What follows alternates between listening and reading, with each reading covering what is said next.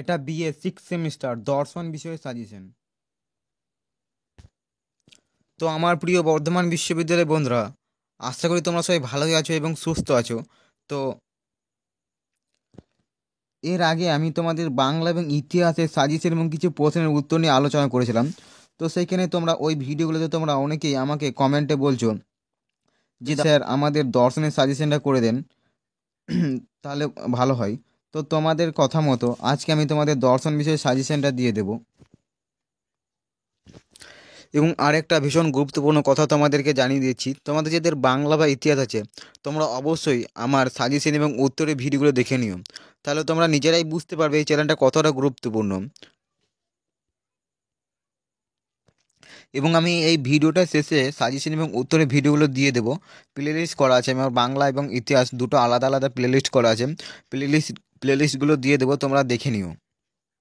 এবং তোমরা ওগুলো প্রথমে ভালো করে শুনে নিও এবং তারপরে খাতায় লিখে নেবে, তাহলে তোমাদের মনের একটা অনেকটাই সহজ হয়ে যাবে। এবং তোমরা চাইলে সেটা শুনে শুনে মুখস্থ করে নিতে পারো। আমার মনে হয় তোমরা একবার প্রথমে ভালো করে খাতায় লিখে নেবে এবং তারপরে কয়েকবার ভিডিওগুলো শুনে নেবে, তাহলেই তোমাদের মুখস্থ হয়ে যাবে বা তোমাদের মনে রাখা হয়ে যাবে। তো চলো, এবং আজকে দর্শন বিষয়ে যে সাজেশনটা দিচ্ছি সেই সাজেশনটা ভালো করে খাতায় লিখে নাও এবং তারপরে এই উত্তরগুলো তোমরা আস্তে আস্তে করতে শুরু করো। তো চলো দেখে নাও। প্রথমে যে 10 নম্বরের প্রশ্নটা, সেই প্রশ্নটা হচ্ছে অভাবের প্রকারভেদগুলি উদাহরণসহ ব্যাখ্যা করো। 1 নম্বরে 10 নম্বরে যে প্রশ্নটা আছে সেটা দেখে হলো অভাবের প্রকারভেদগুলি উদাহরণসহ ব্যাখ্যা করো।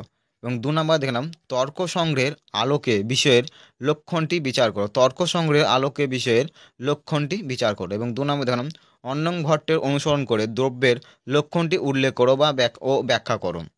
এবং 4 নম্বর দেখলাম কর্ম কাকে বলে। কর্ম কাকে বলে অন্যং ভট্টকে অনুসরণ করে বিভিন্ন প্রকার কর্ম আলোচনা করো। মন কাকে বলে 5 নম্বর মন কাকে বলে অন্যং ভট্টকে অনুসরণ করে দ্রব্য হিসেবে মন ব্যাখ্যা করো। এবং 6 নম্বর দেখলাম অন্ধকারকে দশম দ্রব্য বলা যায় কি। অন্ধকারকে দশম দ্রব্য বলা যায় কি, অন্যং ভট্টকে অনুসরণ করে আলোচনা করো। সামান্যের লক্ষণে ব্যবহৃত প্রত্যেকটি দ্রব্যের তাৎপর্য নিরূপণ করো।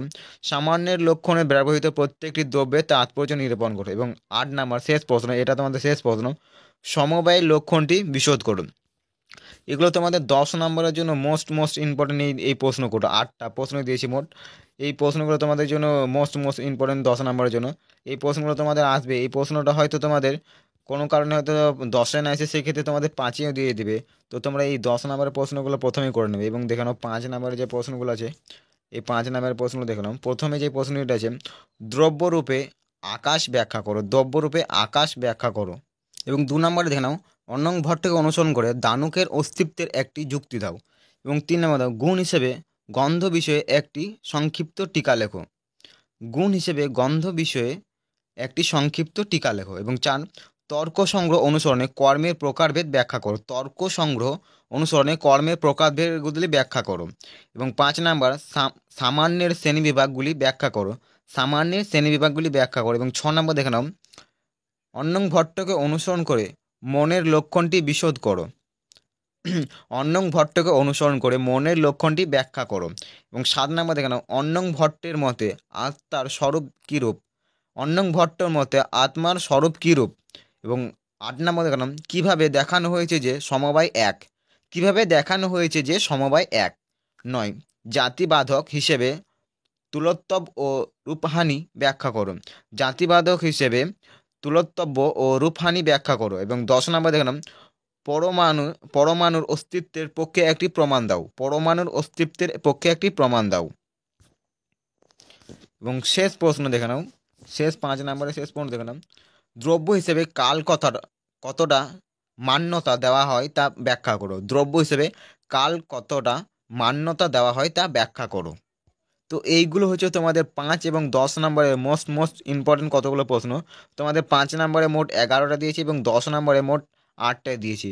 এই মোট 19টা প্রশ্ন দিয়েছি। এই 19টা প্রশ্ন যদি তোমরা করে নিতে পারো তোমাদের ফাইনাল পরীক্ষাতে আর কোনো অসুবিধার সম্মুখীন হতে হবে না।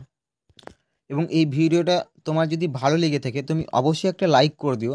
এবং তুমি যদি চ্যানেলে প্রথম এসেছো অবশ্যই চ্যানেলটিকে সাবস্ক্রাইব করে দিও এবং পাশে থেকে বেল আইকনটি প্রেস করে দিও, যাতে পরবর্তী ভিডিও নোটিফিকেশন সবার ক্ষেত্রে আমার কাছে চলে যায়। তো চলো আজকের ভিডিওটা এই অবধি, দেখা হচ্ছে পরবর্তী অন্য কোনো ভিডিওতে। তো চলো, ধন্যবাদ।